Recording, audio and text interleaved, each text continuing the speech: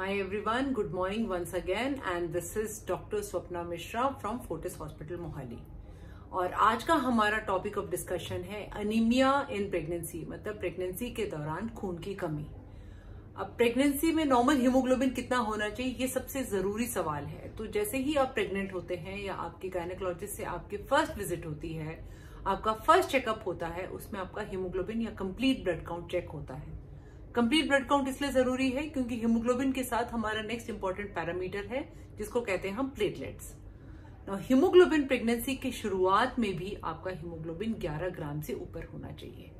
अगर first visit में भी आपका हीमोग्लोबिन 11 ग्राम से कम है, उसे हम कहते हैं अनीमिया ऑफ प्रेगनेंसी या खून की कमी, जिसमें प्रेगनेंसी की शुरुआत खून की कमी से ही हुई है।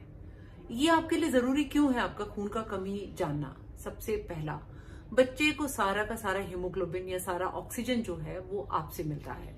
अगर आप में खून की कमी होगी तो डेफिनेटली आपके बच्चे के आयरन स्टोर्स कम होंगे और बच्चे को डिलीवरी के बाद अनीमिया की शिकायत हो सकती है। अगर बच्चा अनीमिक पैदा होती है तो साल के पहला साल में उसको इन्फेक्शन, डायरिया और दुनिया भर की कॉम्प्लिकेशन से जूझना पड़ सकता है। नंबर 2, आपके लिए अनीमिक ना होना क्यों जरूरी है? क्योंकि अगर आपको अनीमिया है और आपने उसका इलाज नहीं कराया और आपने ट्रीटमेंट नहीं ले रखी, तो एक तो डिलीवरी के दौरान जो आपका ब्लड लॉस है उसमें आपकी जान तक भी जा सकती है। दूसरी चीज है, अगर आप अनीमिक हो तो आपको हर तरफ हर मूवमेंट्स में प्रॉब्लम आएगी। आपको सांस लेने में मुश्किल आएगी, आपको चलने में मुश्किल आएगी, आपको घर के काम करने में मुश्किल आएगी, आपके मसल्स वीक होंगे और डिलीवरी के दौरान आप में इतनी ताकत ही नहीं रहेगी कि आप अपना नॉर्मल डिलीवरी करा सकें। इवन अगर आपका ऑपरेशन भी होता है तो भी उसमें आपको इन्फेक्शन होने का चांसेस और आपकी रिकवरी होने के चांसेस बहुत ही कम हो जाते हैं। इसलिए हीमोग्लोबिन पे फोकस करना बहुत ही जरूरी है। पर क्या ये जरूरी नहीं है कि हम हीमोग्लोबिन का चेकअप प्रेगनेंसी प्लान करने से पहले? हाँ, ये बहुत जरूरी है कि जब आप प्रेगनेंसी प्लान करें उसके एग्जैक्टली 2 महीने पहले आप अपना एक हीमोग्लोबिन चेक जरूर कराएं। अगर आपका हीमोग्लोबिन प्रेगनेंसी प्लान करने से पहले 11 ग्राम से ऊपर है तो आप सेफली प्रेगनेंसी प्लान कर सकते हैं। पर अगर 11 ग्राम से कम है तो प्लीज अपने डॉक्टर से मिलिए, अपना हीमोग्लोबिन लेवल नॉर्मल कराइए और उसके बाद ही प्रेगनेंसी प्लान करिए। इसमें एक इंपॉर्टेंट फैक्टर आता है जिसको हम कहते हैं थैलेसीमिया स्क्रीन। ये ऐसा कंडीशन है जिसमें आपके आयरन अगर आप लेते भी हो तो भी आपका खून जो है 10 या 11 ग्राम से ज्यादा नहीं जाता है। ये इसलिए इंपॉर्टेंट है कि बाय चांस आप में थैलेसीमिया है और आपके जो हस्बैंड है उसमें भी थैलेसीमिया है, तो 25% चांस है कि आपके बच्चे को थैलेसीमिया मेजर हो सकता है। ऐसे सिचुएशन में उस बच्चे को हर महीने खून चढ़ाने की जरूरत पड़ सकती है फ्रॉम द टाइम जब से बच्चा पैदा हुआ है। इसलिए अनीमिया की इतनी इंपॉर्टेंस है। तो एक तो प्रेगनेंसी प्लान करने से पहले अपना हीमोग्लोबिन जरूर चेक कराएं। प्रेगनेंसी जैसे ही होती है फर्स्ट विजिट में अपना हीमोग्लोबिन चेक कराएं। अगर हीमोग्लोबिन की मात्रा 11 ग्राम है और फर्स्ट 3 मंथ्स ऑफ प्रेगनेंसी में आप क्या कर सकते हो? बहुत सारी चीजें हैं जिससे आप खून अपना बढ़वा सकते हो। कैसे कर सकते हो? Something called as iron rich diet. Iron rich diet क्या होते हैं? आपने मार्केट में देखा होगा, हर कितनी सारी ग्रीन कलर की सब्जियां हैं, जितनी ग्रीन और हरी सब्जियां हैं, ये सारी की सारी सब्जियां और आयरन रिच डाइट। तो जो भी आपको मार्केट में ग्रीन्स दिख रहे हैं, हरी कलर की सब्जी दिख रही है, उसको काफी ज्यादा मात्रा में लीजिए। जैसे कि आपका पालक हो गया, भिंडी हो गया, तोरी हो गई, ये सारी की सारी सब्जियां आयरन में भरपूर है।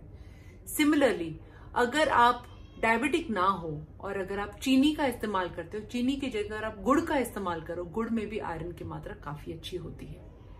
इसके अलावा अपने घर की एक सब्जी कम से कम आयरन के वेसल, जिसको हम कहते हैं लोहे की कढ़ाई में बनाइए। लोहे की कढ़ाई में बनाने से उसमें से भी थोड़ा थोड़ा आयरन आपके शरीर में जाता रहता है। बाकी कौन सी सब्जियां हैं, जैसे बीटरूट है, गाजर है और अनगिनत सब्जियां हैं जिनका आपको इंटरनेट से पता चल जाएगा, जिससे आप नेचुरली अपना आयरन बढ़ा सकते हैं। नंबर 2 सोर्स है आयरन की गोलियां। जब आपका हीमोग्लोबिन 11 ग्राम से कम आता है, हम आपको आयरन की टैबलेट शुरू कराते हैं। जब हम शुरू कराते हैं, ये आपको ध्यान रखना है कि आयरन की टैबलेट एक तो आपने डेली लेनी है, खाना खाने के साथ नहीं लेना है और दूध के साथ बिल्कुल भी नहीं, क्योंकि दूध आपके आयरन को एब्जॉर्ब होने नहीं देगा। जब आप आयरन की टैबलेट्स लेते हैं, आप जो स्टूल पास करते हैं, आपका जो मॉर्निंग में आपका लैट्रिन होता है जिसको हम स्टूल कहते हैं, वो उसका कलर आपका ब्लैक कलर का हो जाता है। इसको घबराइए नहीं, ये नॉर्मल चीज होती है। इसका मतलब आयरन आपके बॉडी में एब्जॉर्ब भी हो रहा है और एक्सेस आयरन डिस्कार्ड हो रहा है। प्रेगनेंसी के दौरान हर दूसरे महीने में हीमोग्लोबिन चेक करना जरूरी होता है, ये देखने के लिए कि कभी भी आपके आयरन का लेवल, हीमोग्लोबिन का लेवल 11 ग्राम से ड्रॉप ना करें। अगर आप आयरन की टैबलेट्स खा रहे हैं, उसके बावजूद भी आपका हीमोग्लोबिन 11 ग्राम से कम हो रहा है, ऐसे सिचुएशन में आपके डॉक्टर आपको आयरन के इंजेक्शंस एडवाइस करेंगे। ये कम से कम 2 या 3 इंजेक्शंस दिए जाते हैं, इससे आपका हीमोग्लोबिन लेवल डिलीवरी के आसपास 11 ग्राम से ऊपर हो जाता है। पर बाई चांस ऐसी सिचुएशन आती है कि आपका हीमोग्लोबिन 8-9 ग्राम ही है और आपके डिलीवरी के लिए महीने से कम का टाइम है, ऐसी सिचुएशन के आयरन के इंजेक्शन और गोलियां काम नहीं करेगी। ऐसे कंडीशन में आपको अपना ब्लड ग्रुप पता होना चाहिए और आपके फैमिली मेंबर्स में सेम ब्लड ग्रुप के अगर डोनर्स है, कम से कम 2 डोनर्स को इन्फॉर्म करके रखना चाहिए, क्योंकि ऐसे सिचुएशन में डिलीवरी के दौरान हमें ब्लड की जरूरत भी पड़ सकती है। सो अगर हम चाहते हैं कि डिलीवरी के दौरान या डिलीवरी के बाद हमें कोई भी कॉम्प्लिकेशन ना आए, अगर आप चाहते हो कि डिलीवरी के बाद आपको कोई इन्फेक्शन भी ना हो, प्रेगनेंसी के दौरान आप अपनी रूटीन एक्टिविटीज कर पाओ, आप घर के काम कर पाओ, ऑफिस जा रहे हो तो ऑफिस के सारे काम कर पाओ बिना थके हारे, सांस लेने में मुश्किल ना हो, तो प्लीज अपने एनीमिया को फोकस कीजिए। अगर आपका हीमोग्लोबिन कम है तो उसको लाइटली मत लीजिए। अगर बाय चांस आपकी डॉक्टर के विजिट में डॉक्टर उस रिपोर्ट को ध्यान से देख नहीं पाई है तो प्लीज उनको फोकस करने को बोलिए, क्योंकि आपका हीमोग्लोबिन 11 ग्राम से ऊपर होना लॉन्ग टर्म में जाएगा आपके और एक हेल्दी बेबी को पैदा करने के लिए।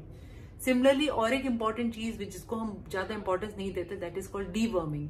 बहुत बार पेट में कीड़े हो जाते हैं, हमारे किसी के भी हो सकते हैं, जिसकी वजह से वो हमारे खाने से आयरन को एब्जॉर्ब नहीं करने देते, जिसकी वजह से हमें अनीमिया हो सकता है। तो इस चीज का ध्यान रखना कि हर 6 मंथ में अपने और अपने सारे परिवार वालों की डीवर्मिंग कीजिए। अगर आपके घर में कोई मेड है जो आपके घर में खाना बनाती है, स्पेशली आपके घर के काम और आपके बर्तनों को हैंडल कर रही है, उसका डीवर्मिंग कराना बहुत जरूरी है कि वो प्रॉपर ढंग से आपका केयर कर सके। आप जब भी खाना बनाते हैं, ग्रीन वेजिटेबल्स बनाते हैं, ध्यान रखिए कि उसको ओवर कुकिंग मत कीजिए। कोई भी ग्रीन वेजिटेबल्स को आप ओवर कुक करेंगे, ज्यादा पका देंगे, तो उसके जो आयरन की मात्रा ऑटोमेटिकली कम हो सकती है।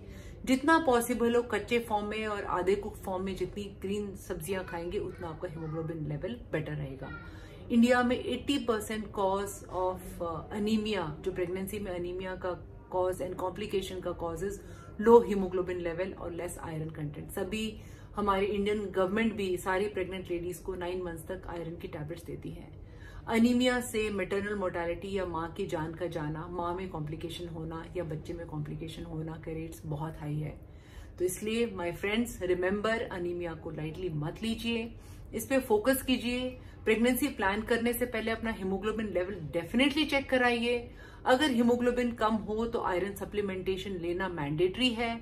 अगर आपको आयरन की टैबलेट सूट नहीं कर रही है, खाने से अपना वॉमिटिंग हो रहा है, लूज मोशंस हो रहे हैं, प्लीज अपने डॉक्टर को कांटेक्ट कीजिए, वो ब्रांड चेंज कर देंगी, आपको दूसरे ब्रांड का आयरन दे देंगी। सिमिलरली आयरन रिच डाइट आपको एडवाइस होगा। उसके बावजूद भी हमारे पास नेक्स्ट ऑप्शन है, that is called iron injections.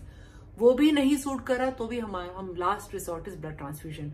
Hopefully आप में से किसी को ये कॉम्प्लिकेशंस की प्रॉब्लम ना आए और आपकी प्रेगनेंसी सेफ हो, पर इस बात पे फोकस करिए। और आपके घर और आपके आसपास कोई भी प्रेग्नेंट लेडी हो या जो प्रेगनेंसी प्लान कर रही है, उन सबको एडवाइस कीजिए कि अपना अनीमिया प्रोफाइल या हीमोग्लोबिन प्रोफाइल डेफिनेटली चेक कराएं, और जब तक हीमोग्लोबिन 11 ग्राम ना हो अपने प्रेगनेंसी ना प्लान करें। Thank you so much friends. I'll come again next week again with a new topic on pregnancy and complications. Goodbye for now.